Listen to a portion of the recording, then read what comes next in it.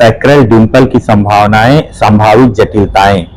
Sacral Dimple इसको English में बोलते हैं possible complication of sacral dimples. क्या है सैक्रल डिंपल? मीन्स जो है बटक्स पे गड्ढा बन जाता है जो मिड लाइन होती है, तो उसमें वो क्यों होता है? इसके कारण ये इसका जो कॉम्प्लिकेशन है न्यूरल ट्यूब डिफेक्ट है, और जो कि गर्भावस्था में हम प्रथम 3 महीने या उसके पहले फोलिक एसिड नहीं देते हैं, उसके कारण बच्चों में ये पाया जाता है, और न्यूरल ट्यूब डिफेक्ट हो जाता है उसके कारण। न्यूरल ट्यूब डिफेक्ट ये क्या होता है? ये स्पाइनल कार्ड का जो स्पाइनल कार्ड होती है उसमें डिफेक्ट मतलब प्रॉब्लम आ जाना। तो तंत्रिका तंत्र से संबंधित, सेंट्रल नर्वस से संबंधित सभी इसकी जटिलताएं हो जाती है। पैर का वीक हो जाना, पैर बच्चा चल नहीं पाएगा, और ऐसे नीचे पेशाब भी बार बार होती रहेगी, लैट्रिन भी होता रहेगा।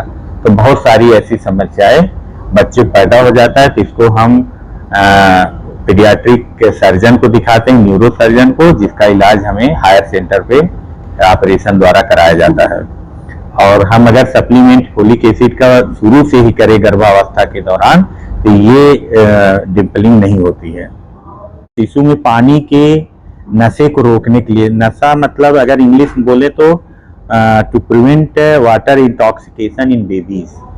तो water intoxication in babies mostly below 6 month होता है, और उसमें होता है जो फार्मूला फीड बेबी होते हैं उनमें हम जो डाइल्यूशन करते हैं, 1 चम्मच दूध में जैसे 30 ml डालना है तो हम उसमें 50 ml 100 ml डाल देते हैं, तो ज़्यादा पानी जाता है बच्चे में और धीरे धीरे ओवरलोड होता रहता है पानी का। उससे डिफरेंट कॉम्प्लिकेशन है, जैसे बच्चा कुपोषित हो जाएगा क्योंकि वो उसकी भूख उसी सैचुरेट हो जाती है, और पानी का खुद बफर बॉडी होता है, पीएच होता है, सो डिस्टर्ब हो जाएगा, इलेक्ट्रोलाइट इम्बैलेंस हो जाएगा, जिसमें डाइल्यूशनल हाइपोनाइट्रीमिया होता है। सो पानी का अधिकता कारण जो बॉडी का सोडियम है वो उसके अनुसार कम महसूस होता है, तो इसे डाइल्यूशनल हाइपोनाइट्रीमिया कहते हैं।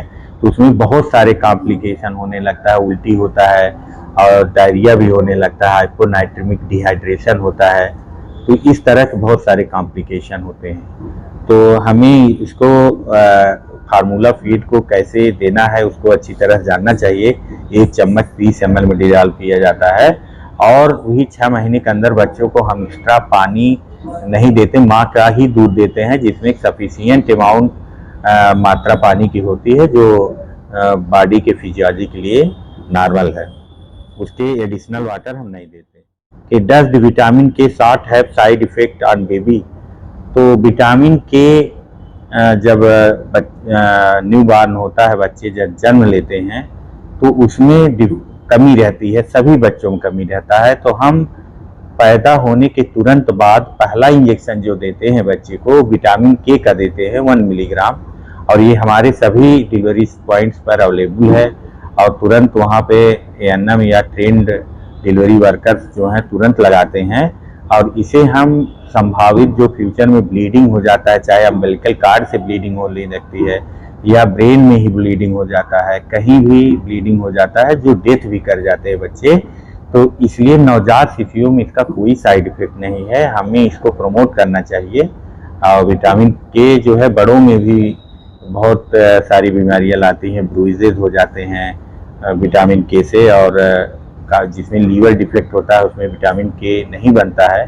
तो विटामिन के इज नॉट डेंजरस, पर ओवर मात्रा में देने पर ये डेंजरस हो सकता है ओवर सप्लीमेंटेशन में, क्योंकि ये फैट सॉल्युबल विटामिन है, जिसमें नासिया, वोमिटिंग, हेडेक ये सब होता है, माइनर साइड इफेक्ट। तो हम अगर इसको नॉर्मल मात्रा में देते हैं तो इसका कोई साइड इफेक्ट नहीं है शिशुओं। धन्यवाद, डॉक्टर सुजीत कुमार मिश्रा। और जो भी दिक्कत हो आप हमें सीएमओ ऑफिस गाजीपुर में मैं रहता हूं, कमरा नंबर 104 में, वहां आकर मिल करके हमसे और परामर्श ले सकते हैं।